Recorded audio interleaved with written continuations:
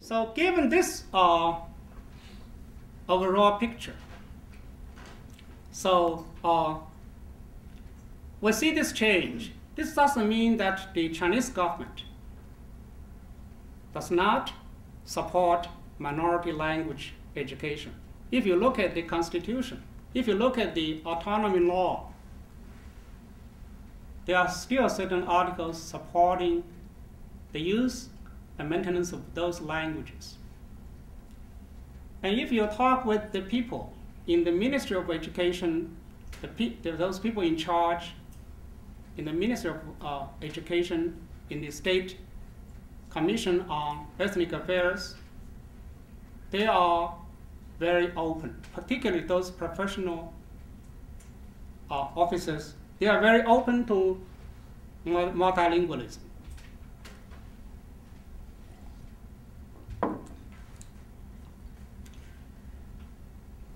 For example, recently I added one article by Jin Xinhua, the Director General of the Propaganda Department of the State Commission on Ethnic Affairs.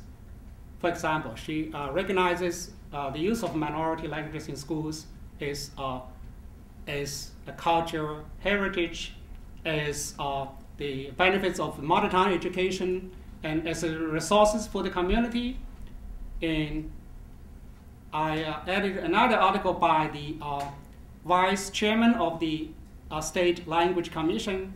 In his article, he recognizes the use of minority languages, aspects of human rights.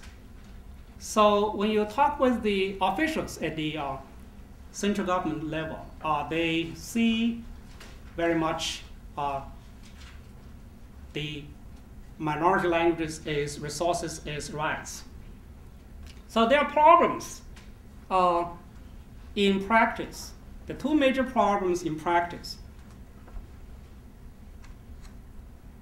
So one of the problems for many of them, they consider minority languages as resources for minority communities. So it's one way. They fail to consider the minority languages actually are resources for the state too. So it's very important to make them to realize that minority languages are resources both for minority communities and for the state. So that's very important if we want them to make the investment. So for example, the Chinese government now promotes 素质 education. That's education originally based on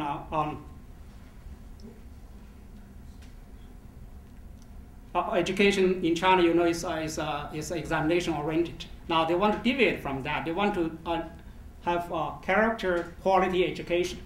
So minority languages can be used for that. And also minority languages can be as resources for the Chinese state's soft power. For example, having the problems, constantly having conflicts with minority groups weakens China. It doesn't strengthen China. So how can they resolve the problems?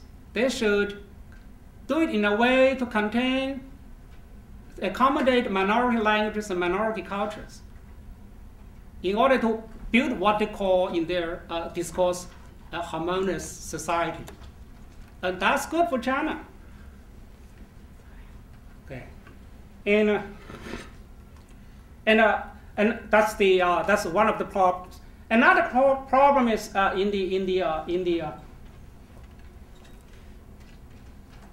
another problem is in the promotion of an unbalanced bilingualism.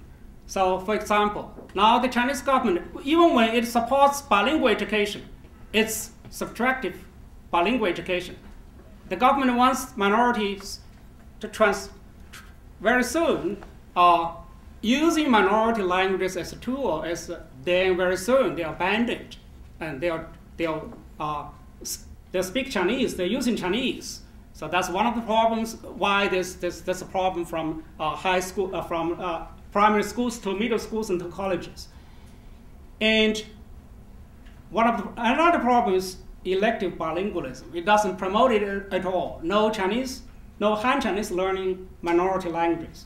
And another problem only fully supports bilingual education, that is English, Chinese English bilingual education. That's the Chinese government really support.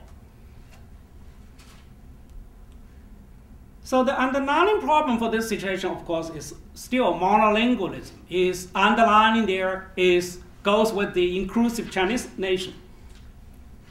Okay, solutions. I'll finish this in a minute or two. So the state needs to promote a proper state language education.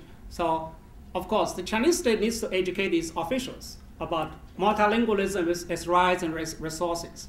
But that is not enough. I think what Trace Foundation does in China helps the Chinese government officials to realize minority languages, Tibetan languages, are actually resources for the community. And of course, also human rights. And eventually, China needs to maintain a balanced language order. That is, each language should have a right place in this order. There shouldn't be just Chinese. There are many other languages. The question is, where do you put those languages in this order? If you should give those languages an order, and then you should give them resources appropriate to this order. So the eventual question is, from outside world, like what Trace Foundation does, also within the community, because we know there are some communities who are doing a better job than other communities.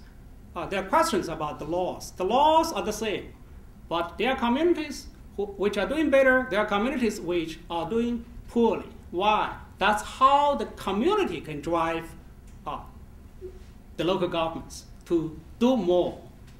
That's a question to be explored, and that's, I think, is for the Tibetan community. Tibetan community actually is in a good situation to explore this and to promote Tibetan more. Okay, I'll stop here. Thank you.